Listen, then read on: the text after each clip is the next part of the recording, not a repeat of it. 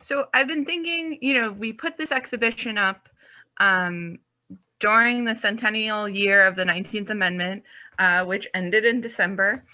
And I've been thinking a lot about legacy, the legacy of the movement, the legacy of the amendment. In our conversations leading up to the exhibition with our scholars panel, we talked a lot about what does it mean to be talking about this history even after the centennial year passes, and what is the legacy of the 19th Amendment. And so here it is in front of us. It starts off the exhibition in the gallery as well. The right of citizens of the United States to vote shall not be denied or abridged by the United States or by any state on account of sex. And that this legislation was in some ways 70 plus years in the making. And we know another 50 years after the legislation had to pass before it really had full meaning for citizens of the United States that didn't face other barriers to voting, like Jim Crow laws and things that we'll talk about in a little bit. But even today, there are still boundaries to voting. So in light of that, what is the significance of this amendment and this movement? And of course, one of the major legacies of the movement is that this past election day, we elected our first female vice president, Kamala Harris, who is an African-American woman. So that's an incredible legacy of the suffrage movement. But I think also on a grassroots level, the legacy of the movement is really about community activism. And that's what we tried to highlight in the exhibition. This is a piece from our collection advertising a voter registration drive run by the Women's Civic and Political Union. And at this point, the president was Carrie Johnson. So I think this was sometime in the 40s. It doesn't have a date on it. But this organization was founded by the star of our talk today, Drusilla Poole, and a group of women out of the Shiloh AME Zion Church on Staten Island. And their work was really to educate Black women about their voting rights and how to use them in order to bring about civil rights in the way that they needed them. And so they hosted voter registration drives, they hosted candidate forums, they had classes that taught civic education. And this work is still going on today. Leading up to the last election, I don't know if you all felt this. I know I had a lot of conversations with the staff who were on the call today. We all felt this. It was a confusing time to vote in 2020 with the pandemic. You had to figure out, was I going to vote by absentee ballot? What were my early voting options? Was I registered to vote? How can I find that out? And groups that were really descended from the suffragists were the ones answering those questions for us. Like, I know I follow the League of Women Voters online, and their information was very useful. And so organizations like this, the Women's Civic and Political Union, which was so much a part of Drusilla Poole's work, really started that idea of getting out the vote. And the great line from this, election day is your day to write clearly on the pages of history. This is the way I want my city, my state, and my country to be run. And so here is Drusilla Poole, who was an activist in many ways. She was a founder and officer of the Women's Civic and Political Union for about 30 some odd years. She was involved with the NAACP on Staten Island and other charitable activist groups that we'll talk about, one of them in particular in a few minutes. But I just wanted to take a look at some of this study class, which is on display in the exhibition, so you can get a sense of what information the Women's Civic and Political Union was giving out. So how old must a representative be? not less than 25 years. What are the 10 cabinet departments? And again, that's what's so fun about these documents. This is from 1928, is of course there are more cabinet departments than that now. Which constitutional amendments were made during the Wilson administration? There were 4. And of course, the last constitutional amendment at that time was the 19th. And now we have 27, right? So this paper, some of it's still relevant today, some of it is outdated information, but the structure of it is still extremely relevant today. What you need to know in order to be an informed citizen, in order to make an informed choice at the ballot. And so education as a tactic for political change is something we look at in the women's suffrage exhibition in Women of the Nation Arise. And Drusilla Poole and the Women's Civic and Political Union put that tactic into action. And why was it important for the Black community, especially, to mobilize voters at the turn of the 20th century? Well, really, 1919, the Women's Civic and Political Union is founded, and New York State gives the vote to women in 1917, 2 years before, and 3 years before the nation. And that's because there were still, even after those amendments passed, discriminatory laws keeping people from the ballot. And I think it's important to look at the structure of the 19th Amendment, right? That says the vote shall not be denied on the basis of sex, right? That's a federal law that tries to ban discrimination, but doesn't ban all discrimination. It just bans specifically discrimination on the basis of sex. And so laws that required you to pay a tax in order to vote, or laws that required you to pass a literacy test in order to vote, were still legal at the state level even after the 19th Amendment passed. And in New York in 1921, we passed a literacy test law, and it prevented, and it only applied to new residents, new registrants to vote after 1921. So if you lived here and you couldn't read prior to 1921, you were allowed to vote. But if you were new to the state and you couldn't read English past the 6th grade level, then you weren't allowed to vote. And so that targets new immigrant communities coming in and African-American migrants from the South at the beginning of the Great Migration. So, and actually these were not struck down until the Voting Rights Act of 1965. And in the exhibit, we talk about Shelby County v. Holder, which was a Supreme Court case that took away the provision of the Voting Rights Act that says that cities with a history of discrimination, like New York City is one of them, have to have approval by the federal government for changes to their voting rights laws. So now that Supreme Court case happened, we're seeing new types of laws that put up barriers to voting. So this is still a very relevant topic, right? Even 100 years after the passage of the 19th Amendment. But and the trouble, so I should say, Drusilla Poole and the African-American suffragists on Staten Island are facing this prevailing racism of the time, the sexism of the time, but also the racism, both in society and in the movement.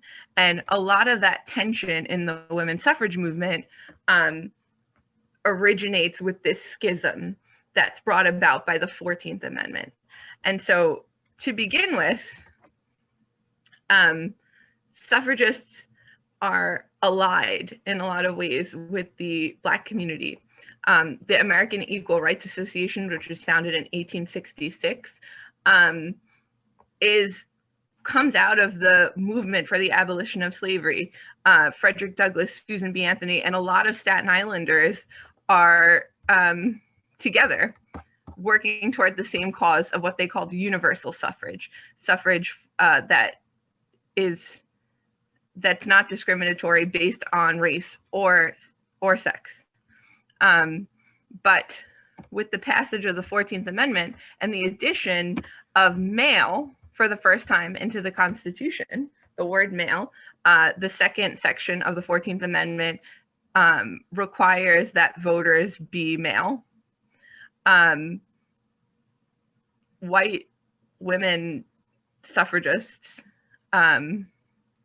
feel that they've been passed over, and so ally themselves with some racist, segregationist factions, political factions, to try to pull together enough political support for women.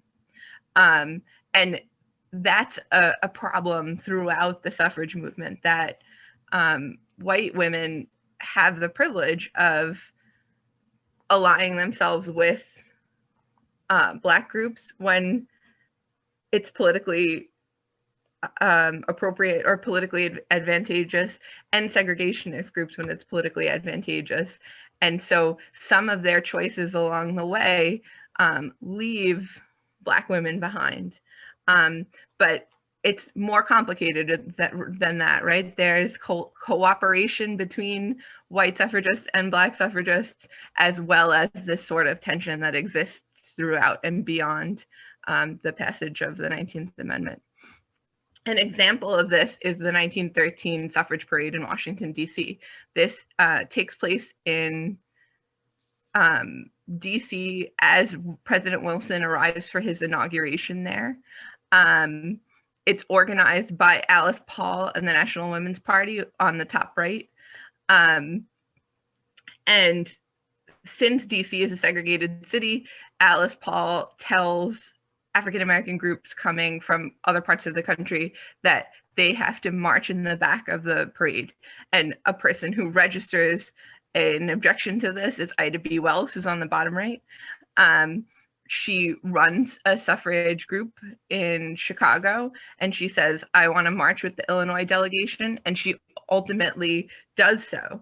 Another group, Delta Sigma Theta, who is a sorority out of Howard University, marches with Mary Church Terrell in the educators section, also not segregated. So on the day, Black suffragists have to make their own space. And some of the white suffragists there do support them in doing this, but there's a tension. This segregationist idea hangs over the collaboration, easy collaboration between the groups. And one of Staten Island suffragists, Alberta Hill on the bottom left, was also in the parade. She was at the head on horseback.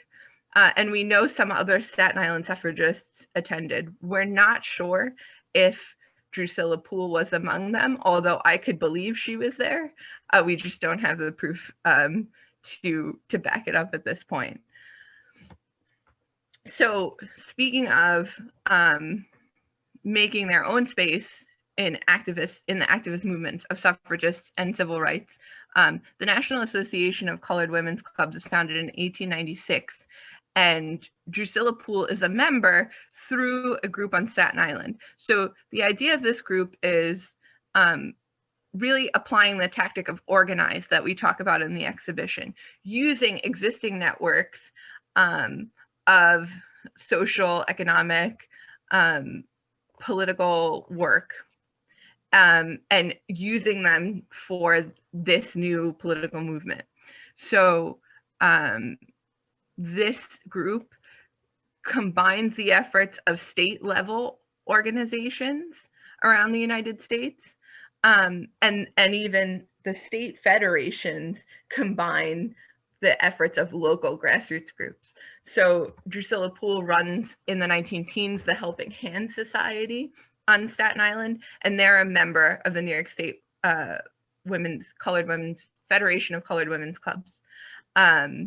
And they're a group that focuses, on, as the name implies, helping hands, on charitable work. This is a report from 1940 of the work of the group, and it says how they've donated to the NAACP, Booker T. Washington's industrial school, a girls' home in New York City. They do clothing drives, and basically just charitable work in their neighborhood. And so through this group's involvement in the New York Federation of Colored Women's Clubs, Drusilla Poole is able to rise to the level of officer in that group. She's a vice president, and she attends national conventions of the Federation of Colored Women's Clubs, and sort of makes a name for herself. She corresponds with some of the national leadership of that organization. Another leader in the local movement is Florence Randolph. She runs the New Jersey Federation of Colored Women's Clubs, and she's a reverend in the AME Zion Church. She was one of the first to hold that title. She's the first African-American woman to graduate from Drew University, and actually they have an award named in her honor. And she founded the New Jersey Federation of Colored Women's Clubs and was a pastor here on Staten Island at Rossville AME Zion Church. And so that brings up another network of organization for African-American suffragists at the time, which is the AME Zion Church. Staten Island's parishes belong to the New Jersey Federation of the church. Rossville was founded in 1850 and Shiloh in 1906. And this church is traditionally one of activists. It's nicknamed the Freedom Church and was founded at the turn of the 18th century, right after the Revolutionary War. And it serves as a network for activism on the grassroots level. And of course, because it has state and national conventions, again, to bring those grassroots organizations together and create momentum for political change. And as I mentioned, these organizations are often cooperative with other other integrated organizations like the Women's Christian Temperance Union. On Staten Island, we had a chapter. Florence Randolph was in New Jersey's chapter, and on Staten Island, we had a chapter run by Ella Boole, who ends up being the international president of the Women's Christian Temperance Union. And this group, the focus of the Women's Christian Temperance Union was to bring about prohibition of alcohol. They saw this as a women's issue because husbands who had alcohol problems would potentially abuse their spouses or spend money on alcohol and not on rent. And since women didn't have the recourse in the courts for some of these issues, one of the political issues of the day was that they support the banning of the sale of alcohol. On Staten Island, we had a large prohibition movement centered in Prohibition Park, which is now Westerly, and Ella Boole and her husband William Boole were one of the founding families in that community. Another source of collaboration with Drusilla Poole and the Women's Civic and Political Union was Mary Otis Wilcox. The Wilcox family donated the land on which Shiloh AME Zion Church is built. And some of the founders of the church were employed in her household. So Armenta Buck, who is a founder of that parish and worked closely with Drusilla Poole, was the governess for the Wilcox children. And so Shiloh AME Zion Church, in their Women's Day journal from the 1980s, looks at honors Mary Otis Wilcox for her contributions and support. And Mary Otis Wilcox was an officer in the Staten Island Women's Suffrage Party. And they did most of the political organizing that was focused on suffrage, specifically in the borough. So in the exhibition, we have we cover a flight, the first flight for women's suffrage in the nation happened on Staten Island, where Rosalie Jones, who was a suffragist from Long Island, gets in a biplane and she scatters leaflets that say "Votes for Women" across the island from the plane as like this spectacle to draw attention to the cause. And Mary Otis Wilcox organized that that event. So when you look at the suffrage movement on Staten Island, you're talking about these interconnected networks of grassroots activists. And so I'm just highlighting a few for you, a few of the women who were at the hubs of those connections. How do we know a lot of this information? Well, we know through the records that suffragists have left behind. So in terms of publication, a lot of those are publications. So we have the collection of women's suffrage periodicals in the Staten Island Museum archives that we've digitized and are available on Internet Archive that detail the work of the Staten Island Women's Suffrage Party. But again, you don't always find a lot on Black suffragists, Black history in those type of resources. So the New York Age in particular was a Black newspaper, a contemporary Black newspaper, and they cover Drusilla Poole's work and the work of the Women's Civic and Political Union, as well as the archival repositories that I mentioned. We have some of Drusilla Poole's papers in our collection, as well as Sandy Ground Historical Society has a number of them. And the New Jersey Historical Society has Florence Spearing Randolph's papers. So with that, I'll just let you know of resources for further reading. As I mentioned, Women of the Nation Arise is available online, and it's also open to the public on weekends from 12 to 4, so come on and check it out. The Staten Island African American History Tour, Heritage Tour, excuse me, is a new resource from Staten Island's chapter of the African American Historical and Genealogical Society. And Sandy Ground Historical Society is a resource on Rossville AME Zion Church, as it's a part of the historical district there. As for what's coming up at the Staten Island Museum, as I mentioned, we're open on weekends from 12 to 4.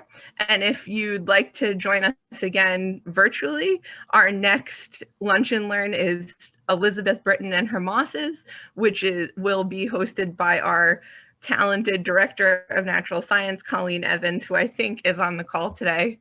So when I stop sharing my screen, she can give you a wave. And if you have any questions, let me know. Thank you. Thank you so much, Gabby. And thank you so much, Gloria, Jean, and Deborah for joining us today. More.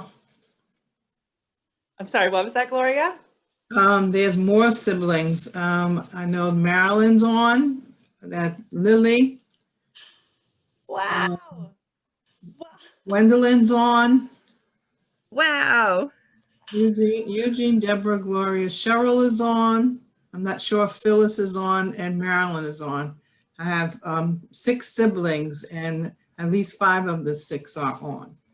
Wow. Thank you so much for coming. That's incredible. Wow. This is Janice, the president of the museum. It's good to see you again. And I just want to share, with the whole group that it was really an amazing outcome of this exhibition because, we featured Drusilla Poole in the exhibition, and Gloria happened to be Googling and searching for Drusilla Poole and got connected to the Staten Island Museum and was able to come to the opening weekend of the exhibition almost a year ago now, which is incredible. And it's just such an amazing outcome of, you know, what history and archives can do and lead us to, you know, the descendants of these amazing women. And I'm so glad to be connected with you all. And we look forward to, you know, diving deeper to see if we can have, you know, more knowledge and materials about Drusilla Poole. Is there anything you'd like to say today? You're welcome to say something if you'd like. Well, my connection to Drusilla Poole is I'm a niece. My father is Chauncey Poole Austin, and his brother, I forget which one, I apologize, is the wife of Drusilla Poole. So there's the connection. I think it's outstanding, the work that she did for women, for Black women, in a time when it was very difficult to come forward. She was the wife of Archibald Poole. Oh, okay. And, Well, it's, oh, go ahead. I'm not sure what family connection there is through the Shiloh Baptist Church. Not sure if anyone knows. No, I guess not. I could have sworn I remember a picture. No, St. Philip. Was it St. Philip's? I'm sorry. It was St. Philip's, I think, on Staten Island. Yeah, but excellent exhibition, excellent portrayal of what was done today. And one of the things I'd actually highly recommend is something that they did on PBS the last 2 nights was the Black Church. And the Black Church, it was a 2-day, 2-hour each day event. And it ties up so much of it in. I was so excited to see that. I haven't watched it yet. Henry Gates, right? The historian. Right. Mm-hmm. Yeah, you would absolutely love it. Yeah, I'm excited. Yeah. I'll watch this weekend. Thank you. I'll email you about it. Okay. And as far as somebody else that's on Staten Island that I don't know what connection or information that you have for them is Evelyn King. I know that Evelyn King was somebody who was very active in the Black community in Staten Island, and I have no idea what you know of her.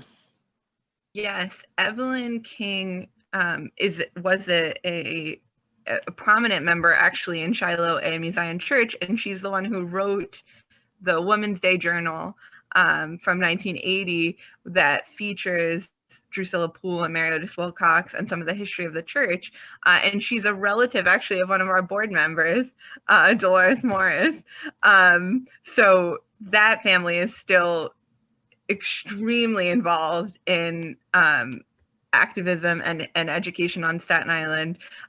William A. Morris, who I think is Evelyn Morris King's father, owned Morris Moving Van Company, which was a really prominent, successful Black-owned business on Staten Island at the turn of the 20th century. So yeah, absolutely, Evelyn Morris King is a name to remember. I know she's actually probably deceased now, but I know her son, Kenny King. I'm not sure if you've made any connection with him. You know, how do you know him? Staten Island, it's a small place. Awesome. Okay, fair enough. Well, it's so wonderful to have you all on and connected with the museum. And, you know, as you can see, there's much more research to be done. And I thank you, Gabriella, for putting together an excellent presentation, and encourage you all, if you haven't, you know, seen the exhibition, please come to the museum. We do have the safety protocols in place, so you're you know, safe while you come and see the exhibition. We do also have a, you know, large representation of the exhibition content online, which I see Riley has just put in the chat. So if you're, you know, not feeling comfortable to visit, or if you are in another state and can't get here, you can take a look at a lot of the material online. And I did put a link in the chat too to the suffrage periodicals online. So I'm going to be quiet now and let Riley finish up, but thank you all. Oh no, thank you. Thank you everyone in the room. This was probably the best way to spend my time today. So thank you to everyone. Thank you for all of your contributions to the Austin family, to Gabriella Leone and Janice. Everybody, thank you so much and have a great day. You're welcome. Thank you. Thank you Thank for you, an everybody. excellent presentation. Yes. Yeah, Yes. very informative. Okay.